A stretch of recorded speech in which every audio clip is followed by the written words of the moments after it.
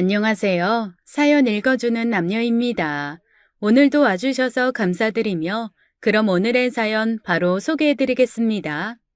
안녕하세요. 전 30대 초반 여성으로 엄마와 함께 사연 채널을 즐겨 듣고 있어요. 사실 유튜브로 고양이나 강아지 영상 보는 걸 좋아했는데요. 엄마 때문에 사연을 듣게 됐습니다. 그 이유가 좀 특별하다면 특별하네요. 엄만 저보고 인생은 동화가 아니라고 너무 순하게만 살지 말라고 잔소리를 하셨어요. 세상이 그렇게 만만하지 않다고요. 그러면서 이 사연 채널을 틀어주시네요. 전 유아교육학과를 나왔고 어린이집 선생님으로 근무했어요. 천진한 아이들과 생활하는 게 적성에 잘 맞았죠. 참새 짹짹 오리 꽥꽥 동요도 부르고 늘 밝은 분위기에서 일하는 게 처음엔 너무 좋더라고요. 제 별명은 집에서도 순둥이인데요. 엄마 말로 아기 땐 순하게 이뻤는데 키우면서 저 순한 게 속 터졌다고 하셨어요. 넌 암튼 간에 내 속을 희한하게 썩였어. 비싼 머리띠를 기껏 사줬더니 친구 줘버리고 못된 녀석 거짓말에 홀랑 속아서 용돈도 다 털리고 내가 진짜 너 따라다니면서 수습하느라 복장이 터졌다니까. 엄만 왜 어렸을 때 얘기를 자꾸 해. 나도 크면서 달라졌다고. 이제 30이잖아. 사회생활도 6년이나 했고 어른 대접 좀 해줘. 나이만 먹었다고 어른이야? 넌 암튼 네 아빠가 이름을 잘못 지었어. 비단이가 뭐냐? 비단결같이 고운 마음으로 살라고 네 아빠가 지은 이름 엄마 마음에 안 들어. 제 이름은 이비단인데요. 엄마 말대로 아빠가 지어주셨습니다. 비단같이 예쁜 얼굴로 고운 마음으로 살라고요. 그런데 엄마는 이게 싫대요. 제가 순둥이 같은 성격을 가진 것도 아빠 때문이라면서 흉을 보셨죠. 한마디로 물러 터졌다는 얘기였어요. 그럴 만도 한 게 우리 아빤 성격은 진짜 좋은데 돈은 못 벌어 오셨습니다. 실질적으로 우리 집 가장은 엄마였어요. 아빠는 회사 생활도 오래 못하셨고 사업도 하는 족족 다 망하셨죠. 사람을 쉽게 믿으셨고 남이 자기를 속이려 하는 기색도 모르셨고요. 한마디로 사기를 많이 당하셨습니다. 엄만 처음엔 사기친 사람을 욕하다가 나중엔 같은 일이 하도 반복되니까 아빠를 탓하기 시작했어요. 그리고 살면서 억세지셨죠. 사람 쉽게 믿지 말아라. 양의 탈을 쓴 늑대도 못 알아보냐. 함부로 도장 찍지 말아라. 계약하지 말아라. 잔소리를 늘 하셨는데 아빠는 어쩐지 엄마 말씀을 안 듣고 자꾸 사고를 치셨습니다. 나중엔 하나 있는 집까지 날리셨어요. 그래서 엄만 어린 동생을 업고 장사를 시작하셨죠. 시장에서 옷가게를 하셨는데 엄마 입담에 센스까지 더해져서 옷이 불티나게 팔렸습니다. 비단 엄마! 이거 색깔별로 줄 수 있어? 내가 이거 입고 모임 나갔더니 다들 젊어 보인다고 난리야. 일단 색깔별로 다 주고 30분만 있으면 내 친구들 올 거니까 예쁜 옷 좀 많이 보여줘. 걱정 마. 은성 엄마, 블라우스 새로 나온 거 있는데 볼래? 내가 입으려고 따로 빼둔 건데 은성 엄마 옷 맵시가 오죽 좋아야지. 우리 가게 모델이 은성 엄마잖아. 잠깐 있어봐. 엄만 장사에 소질이 있었고 우리 집은 엄마 덕분에 살림이 폈습니다. 제가 유치원 때 시작한 엄마 사업 덕분에 어릴 적 기억은 무척 부유했어요. 하지만 아빠는 길을 못 피셨죠. 엄만 늘 기세 등등했고요. 웃긴 건 전 아빠 외모나 성격을 많이 닮은 반면에 동생은 완전히 엄마를 닮았다는 거였어요. 어려서 전 엄마 옷가게 가는 걸 싫어했는데 동생은 아주 거기서 살았습니다. 제가 피아노 학원 가고 수학 학원 갈 때 동생은 가게에 놀러 갔어요. 거기서 노래 부르고 춤추고 엄마 손님들한테 용돈 받아서 문구점에도 가고 슈퍼에도 가고 그러더라고요. 개 서랍엔 사탕 초콜릿이 가득했죠. 저한테 유세도 엄청 부렸어요. 초콜릿 먹고 싶으면 숙제 하나 해달라고 떼도 쓰고요. 전 그런 동생이 신기하기도 하고 부러웠습니다. 하지만 아빤 동생보다 절 예뻐하셨어요. 얌전히 공부 잘하고 하는 짓이 예쁘다고요. 물론 엄만 정반대였지만요. 커서도 동생과 전 정반대의 길을 걷게 됐습니다. 전 애들이 좋아서 대학을 유아교육학과로 갔고 동생은 패션을 좋아해서 디자인 전문대학을 갔어요. 저보다 일찍 졸업해서 멋지게 사회생활을 하더니 연봉을 늘리면서 이직도 잘하더라고요. 제가 대학을 졸업하고 어린이집에 취직했을 때 동생은 의사를 만나 연애도 잘하더니 일찌감치 결혼을 했습니다. 결혼하고서도 패션 일을 계속했고 지금은 엄청 유명한 의류 브랜드 사업가로 이름을 날리고 있어요. 저보다 먼저 결혼하고 애도 낳고 사회생활도 멋지게 해나가는 동생이 전 늘 부러웠습니다. 자기 브랜드 만들어 쇼핑몰도 하고 방송 활동도 하고 동생 세리는 진짜 잘 나가는 유명인이 됐거든요. 어린이집 선생님이나 원장님도 제 동생이 누군지 알면 다들 깜짝 놀라더라고요. 진짜 동생 맞냐고 하나도 안 닮았다고 하면 기분이 그렇게 좋진 않았어요. 엄마, 세리가 내 동생이라고 하면 아무도 안 믿는 거 있지? 진짜냐고 한 100번은 묻나 봐. 세리랑 내가 안 닮긴 했어. 그치? 비단아, 너 세리 부러우면 얼른 좋은 남자 만나서 결혼해. 좋은 남자 다른 애들이 다 채가기 전에. 누가 부럽대? 그냥 말이 그렇다는 거지. 엄만 말끝마다 결혼하라고 난리더라. 나 밥 먹고 병원 가야 돼. 말할 때마다 목이 따끔거려. 그거 직업병이야 너. 지난번엔 손목 아프다더니 이번엔 또 목이야? 몸 더 상하기 전에 그만둬. 쉬었다 해도 되잖아. 학기 중에 어떻게 그만둬. 애들이 갑자기 선생님 바뀌면 힘들어해. 네 정성 누가 알아주냐? 마음고생도 제일 많이 하면서. 아이고 속 터져. 사실 어린이집 교사 생활 5년 차에 전 지쳐가고 있었어요. 애들은 여전히 너무 예뻤지만 간혹 지나친 어머님들의 요구나 버릇없는 아이를 만나면 스트레스가 엄청나더라고요. 목도 아프고 손목이며 허리며 안 아픈 데가 없었죠. 화장실도 참는 버릇이 생겨서 방광도 안 좋았고요. 가족들 몰래 다른 일을 해볼까 고민하기 시작했어요. 초심을 잃었다고 할까요? 애들도 마냥 예뻤는데 떼부리는 아이들 바로 잡는 것도 한계가 느껴졌어요. 가끔 말 안 통하는 어머님들 때문에 스트레스도 컸고요. 엄만들 그만둬라 쉬어라 제 걱정을 하셨습니다. 엄마가 툭 하면 그만두라고 하니까 한 번은 아빠가 버럭 화를 내셨어요. 당신 그만 좀 해. 비단이가 알아서 하겠지. 애 스트레스 좀 주지 마로. 당신이 뭘 한다고 그래요? 이 일이 박봉에 몸이 얼마나 힘들다고요. 애 말라가는 거 안 보여요? 그럴 시간에 몸 챙기고 결혼할 남자 만나는 게 더 낫지. 비단아, 이 엄마 잔소리 신경 쓰지 말고 너 하고 싶은 대로 해라. 아빠는 널 믿어. 한 번 맡은 애들 끝까지 책임지는 거 아빠 나쁘지 않다고 본다. 저도 엄마의 다그침보다 아빠의 위로와 격려가 더 잘 들렸어요. 아무래도 아빠를 더 많이 닮아서 그런 것 같았습니다. 가끔 엄마랑 동생은 제 얘기를 하는 것 같더라고요. 순둥이인 제가 연애나 제대로 할까 싶어 둘이서 걱정을 하는 눈치였죠. 전 사실 20대 후반이 다 돼가도록 변변한 연애 한번 못하고 있었어요. 그래서 엄마와 동생의 걱정이 더 컸죠.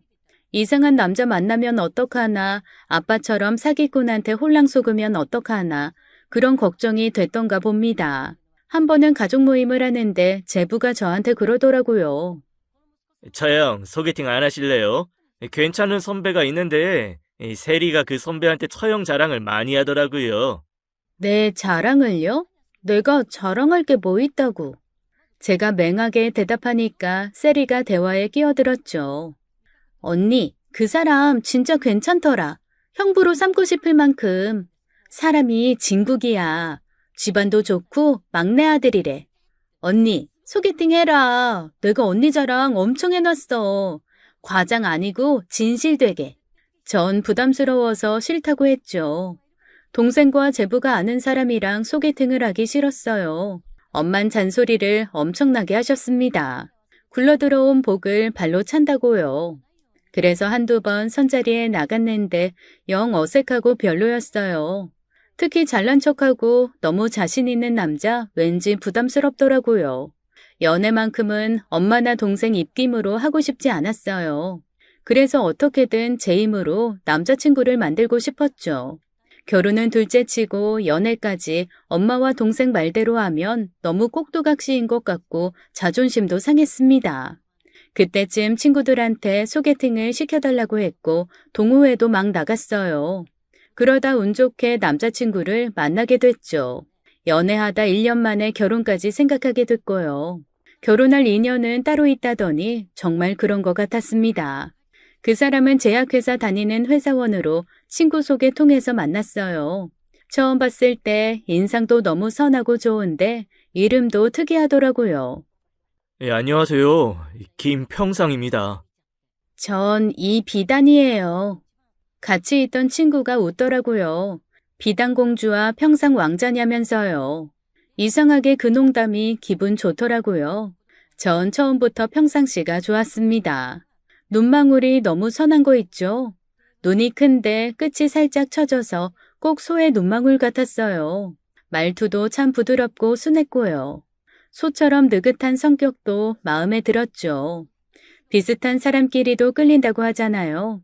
만난 남자 중에 이렇게 편한 사람은 평상시가 처음이었습니다. 친구가 가고 우린 한강을 산책했는데 꼭 예전부터 알고 지낸 사람 같았어요. 제가 솔직하게 속마음을 얘기하니까 평상시도 놀라더라고요. 저도요. 비단 씨처럼 말 잘 통하시는 분은 처음이에요. 제가 남자들끼리 말을 잘해도 여자 앞에선 좀 많이 쑥맥이거든요. 근데 오늘은 진짜 즐거웠어요. 이런 말 해도 될지 모르겠지만 비단 씨 마음도 진짜 고울 것 같아요. 이름처럼. 아빠가 지어주신 이름이에요. 보는 대로 뾰족한 성격은 아니고요. 평상시도 성격 느긋하죠?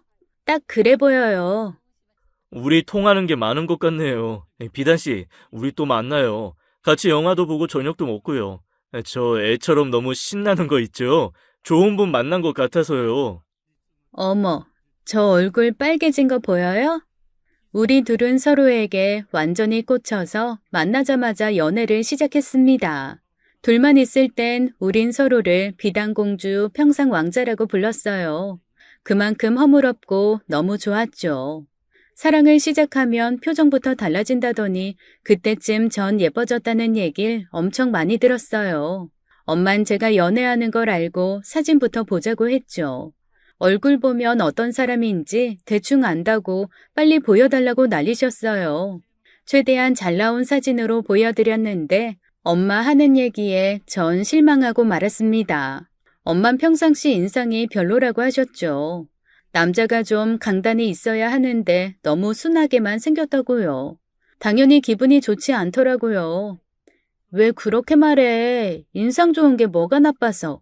그리고 엄마가 사귀는 거 아니잖아. 내가 애야? 네가 이렇게 물러 터졌는데 남자라도 좀 강하고 대가 세면 좀 좋아? 꼭 너처럼 순에 빠진 남자 만나는 거야? 비슷한 사람끼리 만나면 좋지 뭘 그래. 그리고 물러 터졌다는 얘기도 그만해. 내가 무슨 홍시야? 나도 챙길 거 챙길 줄 알고 사회생활도 5년이나 했다고. 이 정도면 야무지지 뭘 그래? 그래 잘났다. 이 남자랑 너무 깊게 사귀지 마. 에휴, 마음에 안 들어. 전 오기가 생겼습니다. 오히려 더 보란 듯이 잘 만나고 싶었어요. 평상시랑 전 마음도 잘 통하고 너무 좋았습니다. 제가 보기에 이 사람만한 남자도 없었어요. 엄마 기준으로 평상시 깎아내리는 게 너무 불편했죠. 엄만 제가 데이트 나갈 때마다 눈치를 줬어요. 또 선보라고 사진도 들이밀고요. 다 집안 좋고 능력 있는 남자라면서 결혼해서 잘 살고 싶으면 엄마 말 들으라고 압박이 장난 아니었죠. 그래서 가끔은 저도 모르게 표정이 좋지 않았던 모양이에요. 비단아, 왜 그래? 표정 너무 안 좋네. 무슨 안 좋은 일 있어? 우리 연애에 엄마가 반대하셔. 오빠한테 미안한 얘기지만 엄마가 나 되게 못 믿어 하거든. 순진에 빠졌다고. 오빠도 너무 착한 거 아니냐고. 난 이상형이 오빠처럼 선하고 착한 사람인데 엄마는 아닌가 봐. 실은 우리 아빠가 착하기만 하셔서 사기도 많이 당하고 엄마가 고생을 하셨거든.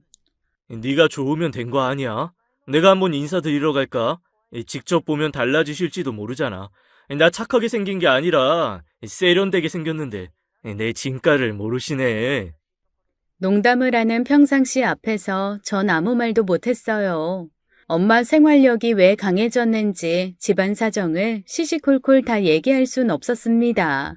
그래도 전 꿋꿋하게 연애를 이어갔어요. 제부 친구랑 엮어주려는 동생 권유도 물리치고요.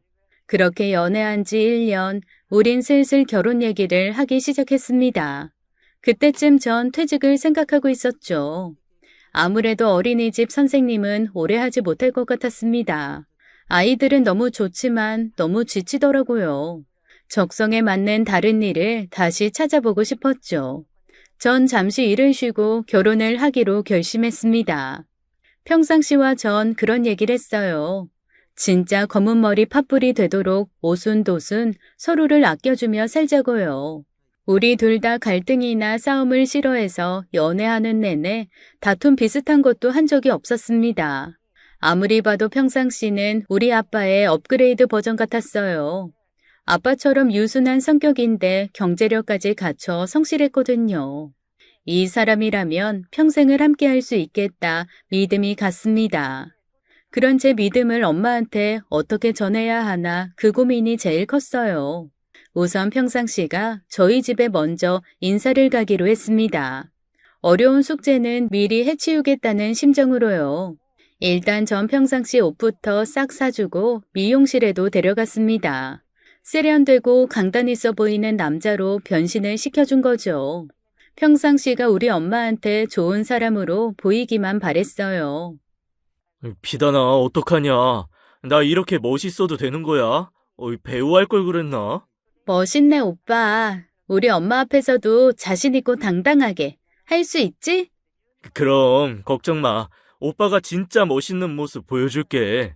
부모님과 여동생, 제부는 평상시를 웃으면서 반겼습니다. 특히 엄만 평소와 다르게 교양이 넘치는 모습을 보여주셨죠. 제 동생도 평소처럼 앙칼진 모습은 하나도 없이 되게 착한 여동생을 연기했고요. 엄만 평상시한테 가족 사진까지 보고 싶다고 했습니다. 인상이 너무 좋다면서 자연스럽게요. 그래서 전 엄마가 이 사람을 마음에 들어하는 줄 알았어요. 하지만 평상시가 가고 난 뒤 분위기는 좋지 않았습니다. 엄마랑 셀이 반응이 별로였죠. 이유는 남자가 너무 배포가 없어 보이고 순진해 보인다고요. 끼리끼리 만난다 어쩐다 하면서 선보라고 또 그러는데 전 폭발하고 말았습니다.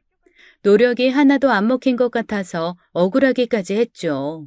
제가 눈물을 글썽이면서 화까지 내니까 아빠가 나섰습니다.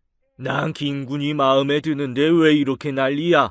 앞에서는 그렇게 교양을 차리더니 뒤에선 흉을 봐. 사람이 앞뒤가 그렇게 다르면 못 써. 비단아, 울지 마라.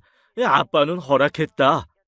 하지만 엄마랑 동생 세리는 다른 사람 만나보라고 난리였습니다. 더 좋은 조건에 잘난 남자들 많다면서요. 전 진짜 질려버렸죠. 왜 그렇게 돈 하고 조건을 중요하게 생각하는지 엄마한텐 그럴 거면 엄마가 선보라고 하고 싶었지만 차마 그 말까진 내뱉지 못했어요. 그냥 버티기 작전으로 나가자 마음먹고 엄마랑 동생 말은 무시하기로 했죠. 결혼에 잘 사는 모습 보여주는 게 최선이란 생각이 들었어요. 전 평상시 부모님께 인사를 드리러 갔습니다. 우리 집에 평상시를 초대한 것처럼 저도 오빠네 집으로 찾아갔어요. 한 이틀 전부터 엄청 떨리더라고요. 과일 바구니랑 케이크까지 사들고 옷도 엄청 고민해서 골랐습니다. 전날 밤엔 잠도 안 왔어요. 남자친구 부모님께 첫인사를 어떻게 할까, 실수하면 어떡하지, 사랑하는 평상시의 가족에게 잘 보이고 싶은 마음이 엄청 컸습니다. 지하철역에서 남자친구를 만나 같이 집까지 걸어갔어요. 제가 손을 벌벌 떠니까 평상시가 웃더라고요. 취업 면접 볼 때보다 더 떨었던 것 같습니다. 곧 집에 도착했고 처음엔 무난하게 인사를 드렸어요. 근데 실제로 보니까 어머님이 엄청 무섭게 생기셨더라고요. 얼굴 생김새보다 눈빛이 사람을 압도한달까요? 그냥 기가 죽는 느낌에 좀 당황했던 것 같아요. 그리고 진짜 어이없는 일을 겪게 됐습니다. 어디 가서 그런 대접 받아본 적 없어서 많이 놀랐어요. 평상시 집에 간 지 30분도 안 돼서 전 부엌 일을 하고 있었죠. 무엇보다 평상시 어머니 태도가 너무 당황스러웠습니다. 평상시와 아버님 계실 땐 친절하시다가 저와 둘만 있으면 태도가 돌변하셨죠. 눈빛이나 말투가 엄청 차가워지다 못해 절 막대하셨어요.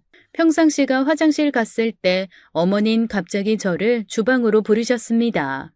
너 주방 일 좀 할 줄 아니? 요리는 좀 하냔 말이야. 썩 잘하지는 못해요. 엄마가 저 일한다고 주방 일 못하게 하셔서. 결혼한다는 애가 그래도 밥 지을 줄은 알겠지. 요새야 뭐 밥솥이 다 해주는 거, 그거 못하는 거 말 안 되지만. 예, 쌀도 씻을 줄 알아요.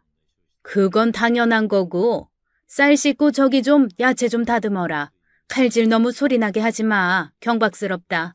그리고 많이 안 바쁘면 며칠에 한 번씩 와서 청소 좀 해라. 너 화장실 청소 잘하니? 내가 워낙 바쁜 사람이라서 말이야. 네? 당황스러워서 표정 관리가 안 되는데 안 하겠다 못 하겠다는 말도 안 나오더라고요. 이 상황을 어떻게 받아들여야 할지 머리가 하얘졌죠. 우물쭈물하는 사이 시간은 그렇게 흘러갔고 평상시는 부엌에서 일하는 절 보고 깜짝 놀랐습니다. 비단아, 너 여기서 뭐해? 너 오늘 손님이야. 왜 여기서 이러고 있어? 제가 꿀먹은 벙어리처럼 있으니까 평상시 어머니가 이렇게 말씀하셨어요. 그래, 평상아. 이 착한 아가씨 좀 데리고 나가라. 내가 시킨 게 아니라 얘가 막 하겠다고 하잖니. 비단아, 얼른 들어가라. 손 닦고. 그러게 내가 하지 말랬잖아. 얼른 들어가서 평상이랑 도란도란 얘기해라. 무슨 영화 찍는 것도 아니고 소름이 쫙 끼쳤습니다. 평상시 어머니는 무슨 연기자 같았어요. 몇 초 사이에 표정을 싹 바꾸시는데 어안이 벙벙했죠. 어리버리하게 서 있으니까 평상시가 절 데리고 나갔어요. 집안일을 왜 벌써 하냐면서 이럴 필요 없다면서요. 전 화장실에 간다고 하고 자리를 피했습니다. 거울을 보는데 얼빠진 표정의 제가 너무 이상해 보였어요. 호랑이 굴에 들어가도 정신만 차리면 산다고 했는데 이 정도 일에 당황하지 말자 다짐을 했습니다. 찬물을 대충 얼굴에 뿌리고 정신을 바짝 차리고 나갔어요. 곧 밥상이 차려졌고 저도 엉거주춤 식탁에 앉았습니다. 어머님이 밥을 푸실 때 저를 다시 부르셨어요. 갓 지은 밥 3개를 푸라고 하시더니 저한텐 이상한 밥그릇을 주셨습니다. 보니까 바닥에 곰팡이 핀 밥이 있더라고요. 평상시 어머님은 저한테 속삭이셨어요. 버리기 아까우니까 네가 먹어 치워라. 그 위에 밥 적당히 퍼. 요새 애들은 밥 많이 안 먹더라. 너도 그렇지? 너무 황당해서 눈물이 핑 돌았죠. 모락모락 김이 나는 밥이 눈앞에 있는데 곰팡이 밥이라니. 이런 건 보지도 듣지도 못했습니다. 이건 절대로 손님 대접이 아니었어요. 평상시 우리 집에 왔을 땐 고급 한우에 방어회에 엄청 대접받았죠. 엄마 마음에 들지 않는 사윗감이라고 해도 정성을 들여 대접했는데 전 죄수만도 못한 대접을 받고 있었고요. 막 눈물이 차오르는데 막을 수가 없었습니다. 예비 시어머니인 제 표정을 보더니 평상시한테 심부름을 시키셨어요. 평상시가 자리를 떼자마자 전 참지 못하고 눈물을 흘렸어요. 그 순간 그분이 저한테 이렇게 말하는 게 아니겠어요? 아가씨, 살고 싶으면 빨리 도망쳐. 지금 당장. 본인의 핸드폰을 저한테 주면서 아들이 돌아오기 전에 빨리 도망치라는 거였습니다. 절 억지로 일으키더니 막 현관 쪽으로 떠미셨고 전 얼떨결에 그 집을 나오게 됐어요. 거의 떠밀리다시피 집 밖으로 쫓겨나왔죠. 큰일이라도 난 것처럼 절 떠밀면서 자세한 얘긴 나중에 해주겠다며 본인 전화기를 꼭 갖고 있으라고 하셨어요. 빨리 가라니까. 평상이 오기 전에. 내 말 들어. 얼른. 안 그럼 아가씨 맞아 죽어. 화병 나서 죽거나. 도망가는 게 상책이야. 전 도망가란 얘기에 소름이 쫙 끼쳤고 때마침 지나가는 택시를 잡아타고 집으로 갔어요. 시간이 지나니까 얼떨떨한 게 사라지고 도대체 이게 무슨 일인가 싶었습니다.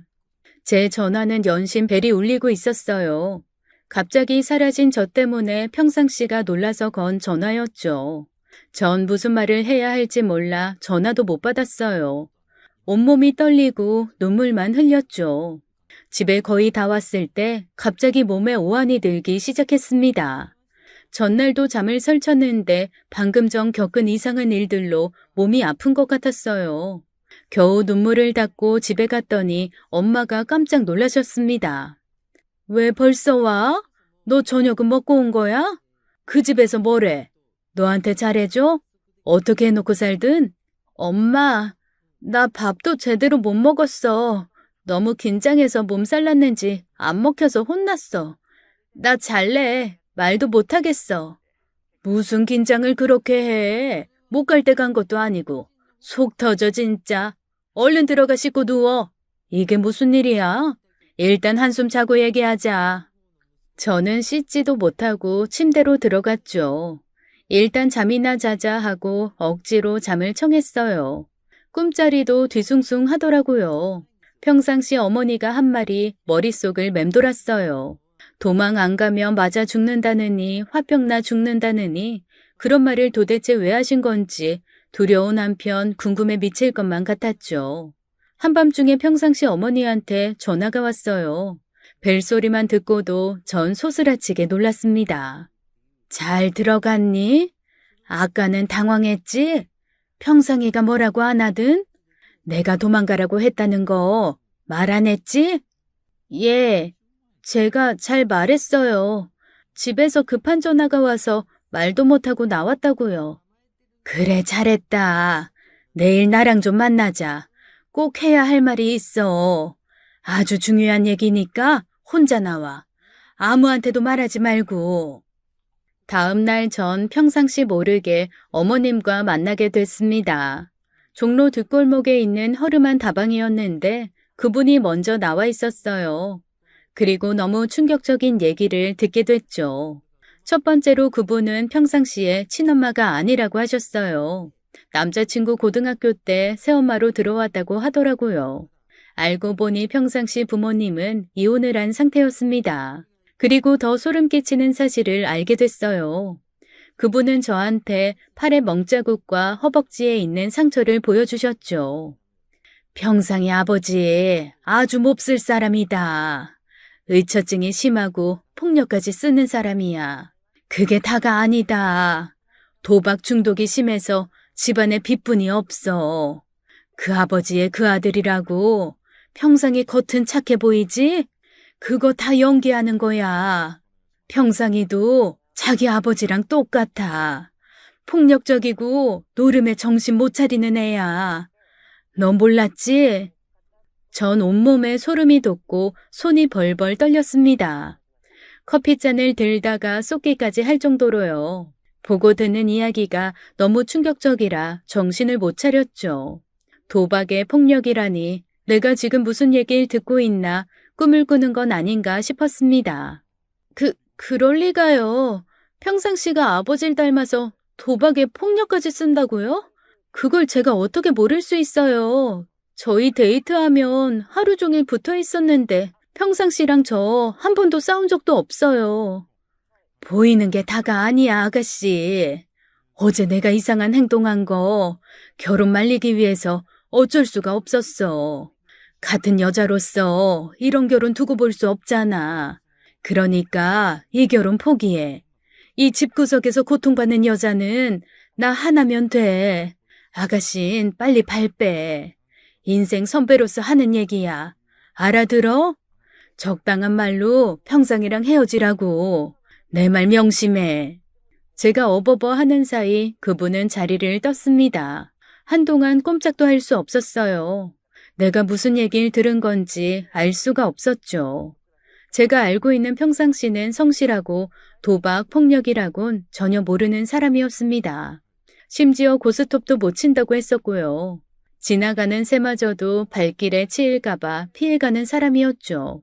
하지만 평상시 새어머니의 말을 무시할 수도 없었습니다. 몸의 멍과 상처, 절대로 겉만 보고 속으면 안 된다는 경고는 절 공포에 몰아넣었어요. 뉴스에 나오는 가정폭력 사건들이 주마등처럼 스쳐 지나갔죠. 거짓말인가 싶다가도 그런 거짓말을 누가 하겠나 싶어 마음이 이리저리 흔들렸습니다. 한 번은 그분한테 제가 이렇게 물어봤어요. 그동안 왜 참고 사셨냐? 부자가 똑같다는 걸 알고도 같이 산 이유가 뭐냐고 하니까 억울해서 그냥은 못 헤어지신댔어요. 결혼할 때 들고 온 돈도 남편이 도박으로 다 날리고 알거지가 됐다고 하셨죠. 위자료라도 받으려면 증거를 확실히 모아야 한다고 어쩔 수 없이 같이 사는 거라고 하셨습니다. 여차하면 평상시 회사에도 폭로를 할 거라고 했어요. 제 남자친구한테도 받을 돈이 있다면서요. 전 고민 끝에 남자친구의 뒷조사를 하게 됐습니다. 심부름 센터라는 곳을 찾아 의뢰를 한 거예요. 생전 처음이었어요. 돈도 꽤 들어서 기껏 모은 적금까지 깼죠. 조사 결과가 나오는 보름 동안 아무 일도 손에 안 잡혔어요. 중간에 딱 한 번 평상시랑 만났을 땐 진짜 고역이었습니다. 아무렇지 않은 척 하느라 힘들었죠. 그리고 티나지 않게 떠보기도 했어요. 평상시, 우리 약속한 거 기억나지? 서로에게 정직하자는 약속. 무슨 일이 있어도 속이고 거짓말하지 않기로 한 거 잘 지키고 있어? 그때 평상시 표정이 갑자기 어두워졌어요. 고개를 푹 숙이더니 한숨을 푹 쉬더라고요. 전 숨이 멎는 것만 같았습니다. 사실 고백할 게 하나 있어. 하나? 여러 개는 아니고? 농담할 기분 아니야, 비단아. 그날 너 우리 집에 왔던 날 말이야. 뭐 이상한 거 안 느꼈어? 앉아있는데 천장이 빙글빙글 도는 것 같았습니다. 무슨 얘기를 하려는지 심장이 막 튀어나올 것 같고 속이 막 울렁거리더라고요.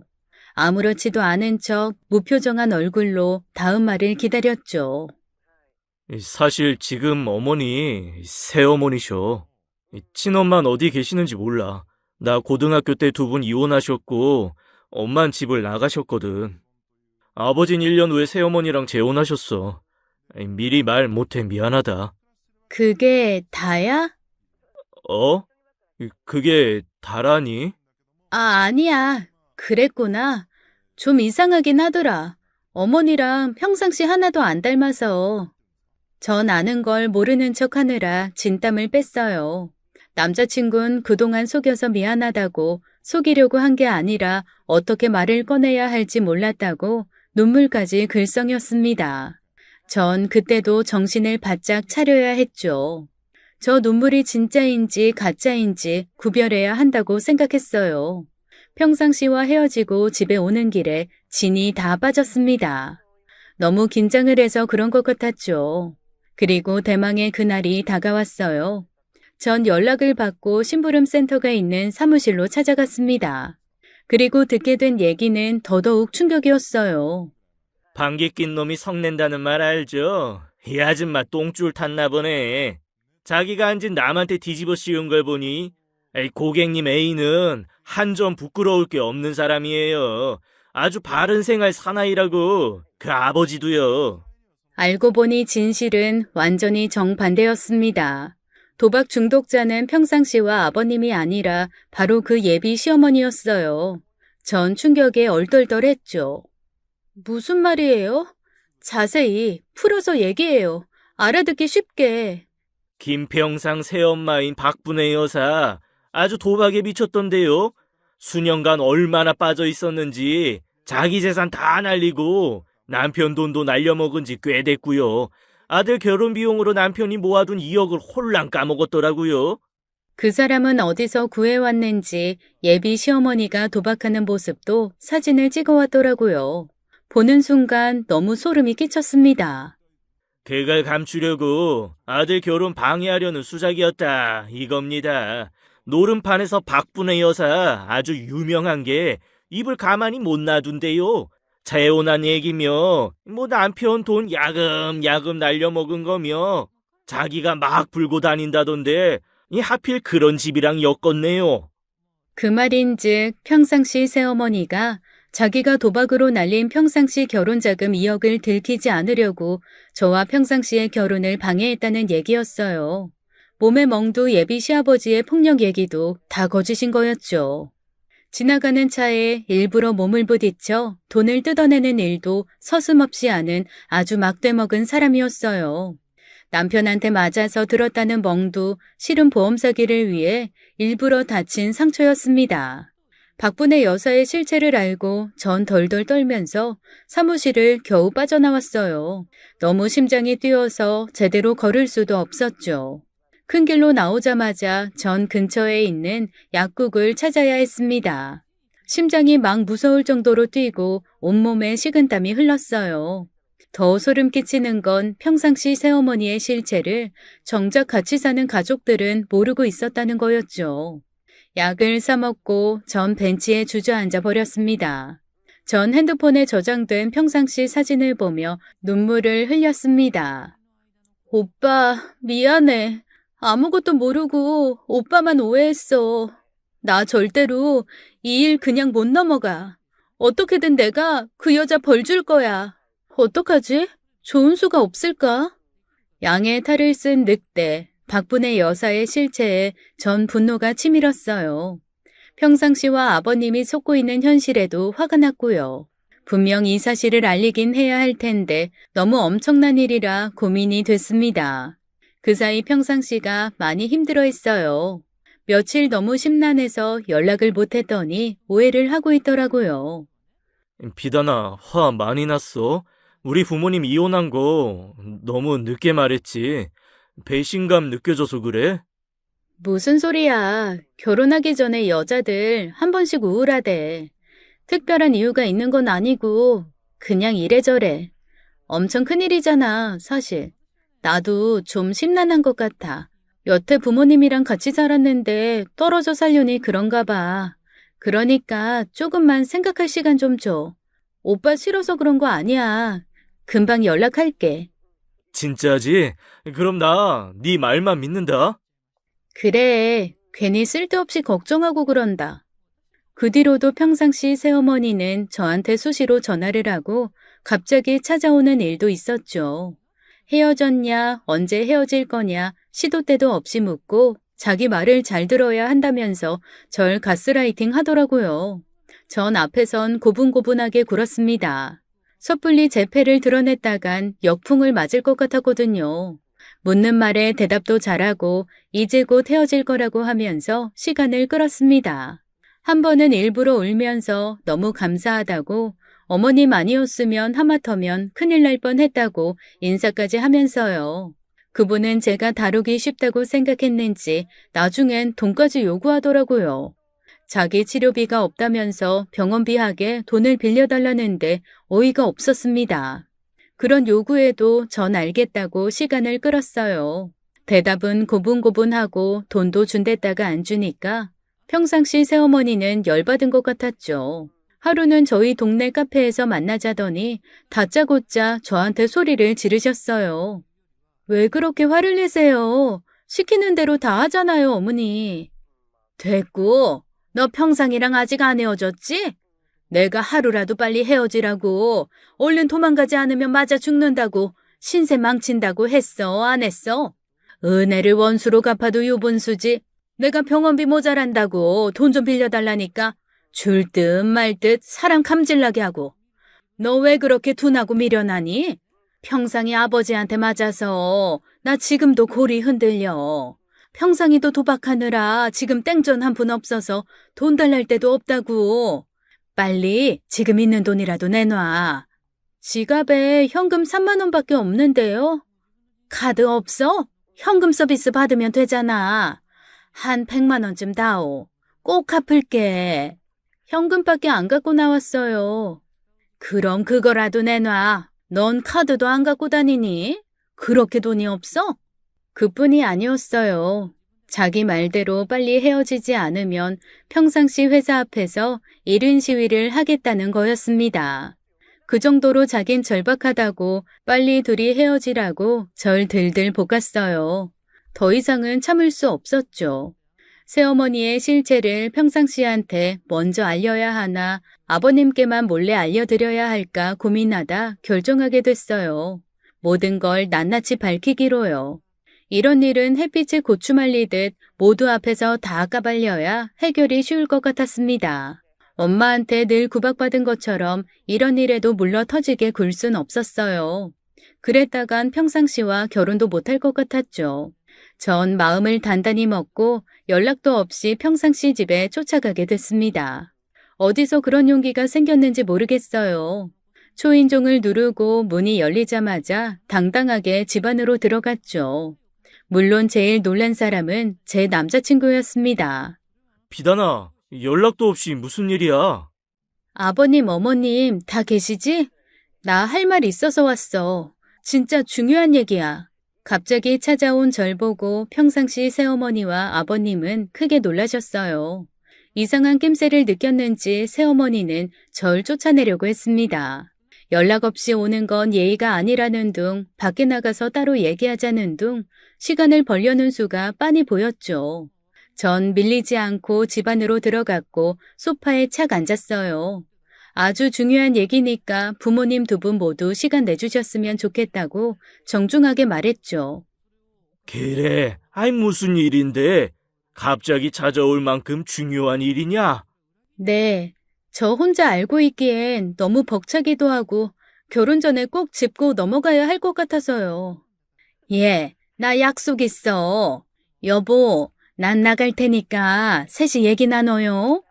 말했잖아요. 형자 만나기로 했다고. 너 갑자기 찾아오면 어떻게 하니? 가정교육을 어떻게 받은 거야? 그거 조용히 하고 앉아. 여기 앉아요. 조금 늦는다고 연락하면 되잖아. 급한 일 생겼다고. 향자라면 매일같이 만나는 친구 아니야. 이리 와서 같이 들읍시다. 그래, 무슨 얘기냐? 전 알고 있는 걸 다 풀어냈습니다. 지난번 이 집에서 겪은 일들과 뒷조사로 알아낸 일들까지 다요. 처음 인사 온 날 저한테 도망치라고 한 것과 평상시와 아버님을 도박 중독자의 폭력 쓰는 사람으로 몬 것, 헤어지라고 강요한 얘기까지 시원하게 털어놨습니다. 예상대로 그분은 절 거짓말쟁이로 몰고 가더라고요. 무슨 말도 안 되는 얘기냐고 어디서 이상한 얘기를 듣고 왔냐면서 절 미친 사람 취급을 하는 거였습니다. 너 아주 못 쓰겠구나. 어디서 이상한 얘기를 듣고 와서 사람 누명을 씌워? 뭐? 노름? 도박? 2억을 날려? 너 꿈꾸니? 아니요. 저 다 알고 왔어요. 평상시 결혼자금 2억 다 도박으로 날리셨다면서요. 그거 숨기려고 지난번 저한테 뭐라고 하셨어요? 아버님 도박에 폭력까지 쓴다고. 이 집에 시집 오면 저도 똑같은 신세 된다고 맞아 죽지 않으려면 당장 도망가라고 하셨죠? 분명히 그러셨죠? 그거 다 거짓말이잖아요. 아니라고 하실 수 있어요? 뭐? 2억을 고스란히 날려? 내가 당신을 때렸다고? 이게 다 무슨 말이야? 처음에 아버님은 제 말을 믿지 않으셨어요. 새어머니처럼 제가 미쳤다고 생각하시는 눈치였죠. 하지만 곧 이상한 낌새를 눈치채신 것 같았습니다. 아니라기엔 새어머니의 반응이 너무 이상했거든요. 절 지난번처럼 다짜고짜 쫓아내려고 등을 떠밀고 난리를 치셨죠. 가만 있어봐. 당신 왜 그렇게 흥분해? 얘 말이 거짓이면 그렇게 난리칠 일도 없잖아. 그 통장 갖고 와. 당장 은행 앞장서. 평상이 장가가면 주려고 모은 2억. 있는지 확인해 보자고. 그럼 될 거 아니야. 당신 이 미친의 말을 들어요? 평상아, 당장 얘 데리고 나가. 엄만 결백하다. 당신도 그러면 못 써요. 얘가 어떤 앤 줄 알고 이런 엄청난 모함을 덥석 믿어요. 하지만 분위긴 새어머니 뜻대로 흘러가지 않았죠. 전 카페에서 핸드폰으로 녹음한 내용을 켰습니다. 거기엔 저한테 돈 달라고 협박하는 내용과 평상시와 빨리 헤어지라는 얘기까지 고스란히 다 들어있었어요. 지난번 3만 원을 뺏긴 그날 전 대화 내용을 싹 다 녹음하고 있었거든요. 안 헤어지면 평상시 회사 앞에서 1인 시위를 하겠다는 내용까지 고스란히 녹음돼 있었죠. 그날로 새어머니의 가면은 완전히 벗겨졌습니다. 평상시 아버님은 길길이 날뛰셨고 당장 경찰서에 가자고 난리를 치셨어요. 실제로 경찰이 출동했고 더 엄청난 사실이 드러났죠. 그분은 사기 전과도 있는 범법자였고 보험 사기건으로 수배 중이었습니다. 말짱한 얼굴로 평상시 집에 숨어 이중 생활을 하던 거였어요. 그런 큰일이 있고 며칠 후 평상시와 전 다시 만나게 됐습니다. 며칠 사이 얼굴이 반쪽이 됐더라고요. 얼마나 충격을 받고 마음고생을 했는지 안 봐도 뻔했어요. 전 그 사람한테 일단 사과부터 했습니다. 그동안 평상시한테 말 안 하고 있던 거, 몰래 뒷조사한 거 다 미안하다고요. 말하다 보니까 눈물이 쏟아지더라고요. 평상시엔 자기가 미안하다고 바보같이 아무것도 모르고 헤어지자고 할까봐 그 걱정만 했다면서 제 손을 꼭 잡았습니다. 아버지가 충격을 많이 받으셨지만 차라리 잘 됐다고 몰랐으면 집까지 날리고 빈털터리가 될 뻔했다면서 저한테 고맙다고 하더라고요. 그날 남자친구는 못 마시는 술까지 마셨어요. 고등학교 때 부모님 이혼으로 힘들었고 1년 만에 새엄마가 들어와 적응이 쉽지 않았지만 아버지 생각해서 불평불만 안 하고 살았대요. 새어머니도 자기한테 거의 무관심해서 꼭 남이랑 사는 것 같았다고 했습니다. 어차피 불편한 사이였기 때문에 오히려 그게 편했대요. 그런데 사기꾼의 전과자일 줄은 꿈에도 몰랐다면서 괴로워하더라고요. 평상시는 이 일이 정리될 때까지 결혼은 조금 미루자고 해서 저도 알겠다고 했습니다. 결혼 자금이 부족한 것도 하나의 이유가 됐죠. 평상시도 아버님이 주시려고 한 2억을 알고 있었습니다. 그게 없으니 전셋값 얻을 돈도 모자랐거든요. 아쉽지만 어쩔 수 없는 일이었어요. 나중에 알게 된 사실인데 박분의 여사는 평상시와 시아버지 앞에서 무릎을 꿇고 싹싹 빌었더라고요. 평상 아빠 한 번만 봐줘요. 내가 진짜 약속할게. 앞으로 도박 안 하고 거짓말도 안 할게요. 지금까지 같이 산 세월이 있는데 이렇게 날 내칠 거예요? 평상아, 엄마가 잘못했다. 너 결혼할 때 혼주석 비워둘 거야? 너 어차피 친엄마도 없잖아. 내가 네 뒷바라지 다 해주마. 결혼할 아가씨한테도 싹싹 빌게. 내가 잘못했어. 어디서 입을 함부로 놀려? 입이 10개라도 할 말이 없어야지. 싹싹 빌어서 될 일이 따로 있지. 누구 말을 믿으래? 당신 거짓말에 10년을 넘게 속았어. 그 세월만큼 위자료를 청구해도 10억은 넘겠다. 당신한테 털린 돈, 이 어떻게 받아내고 싶은데 지금 돈 한 푼도 없다며? 인간아, 왜 그렇게 사냐?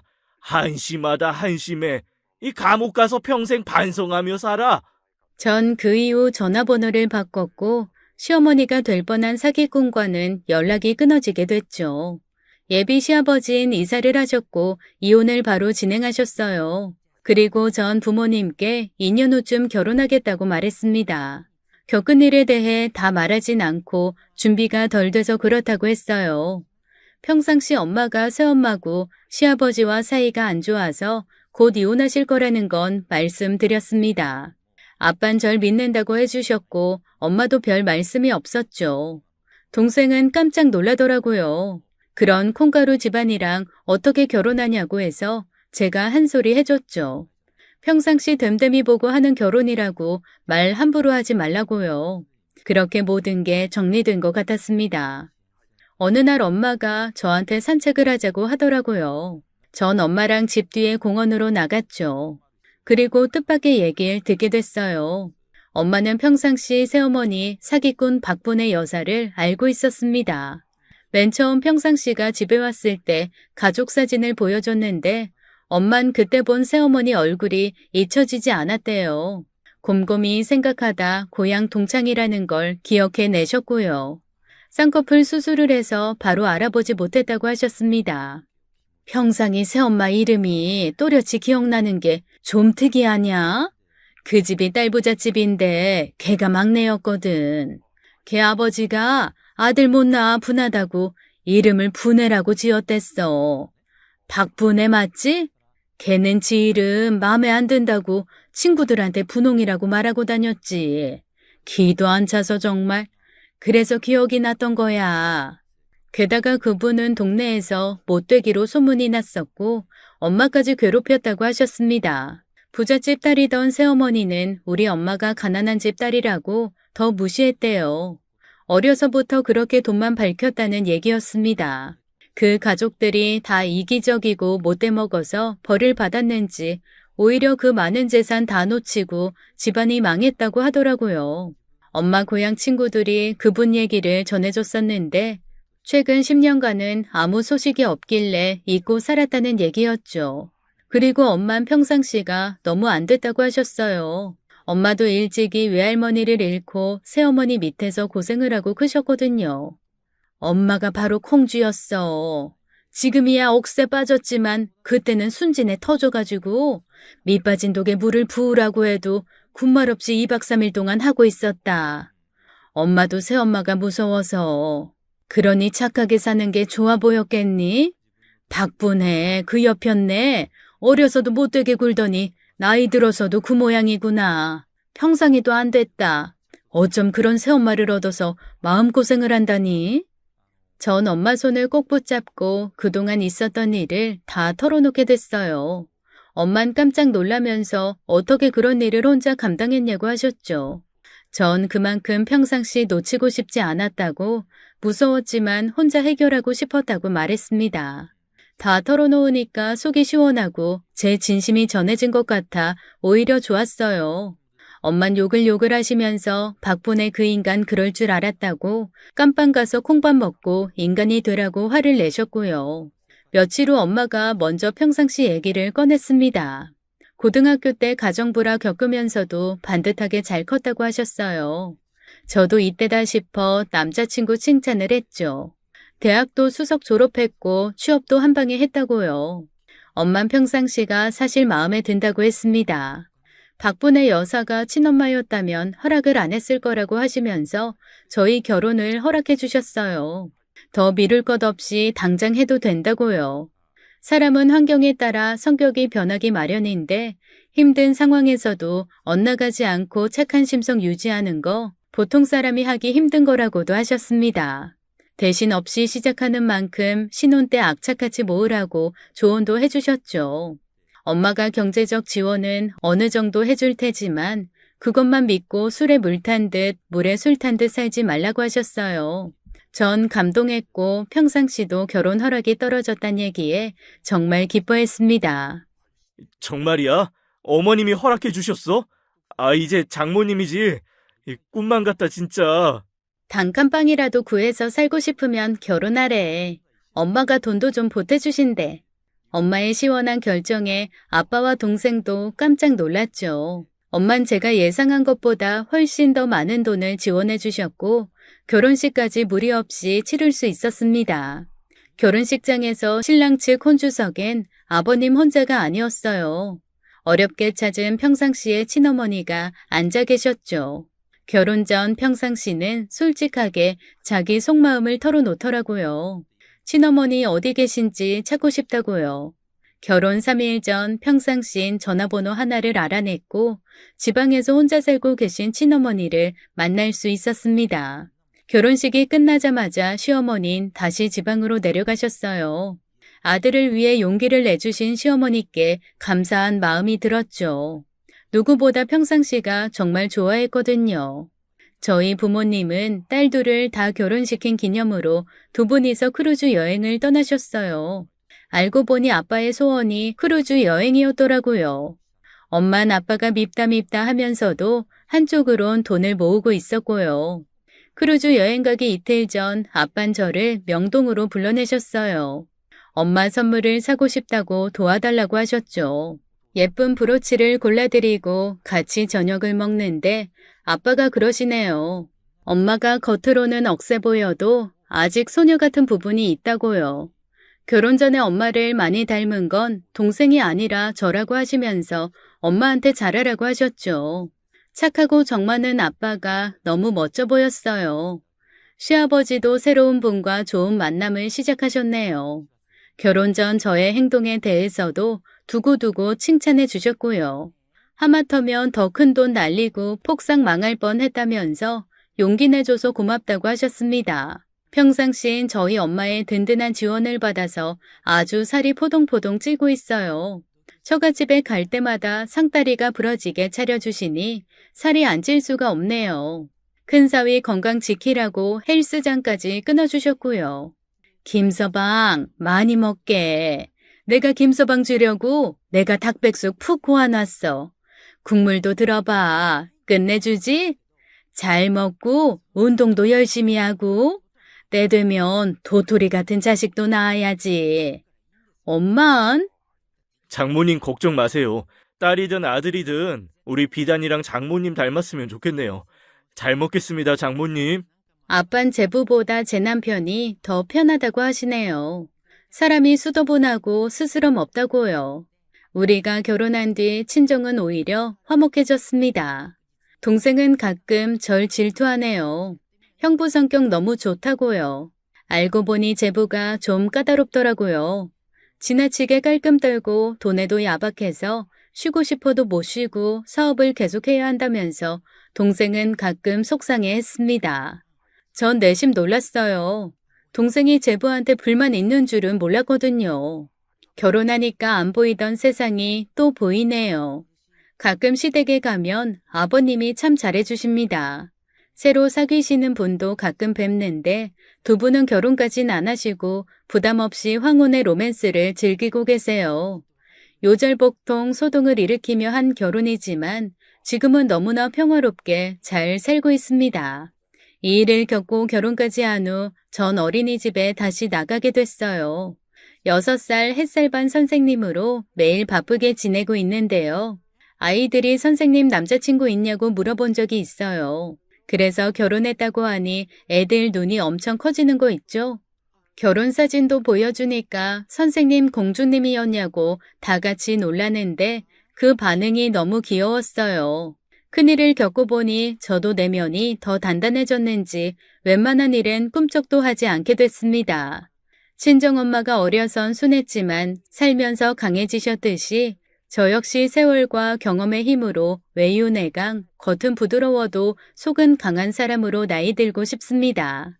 제 사연은 여기까지입니다. 여러분 모두 행복하시고 평안하세요.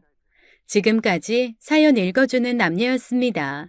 끝까지 함께 해주신 여러분 감사드리며 저희는 다음 사연으로 돌아올게요. 감사합니다.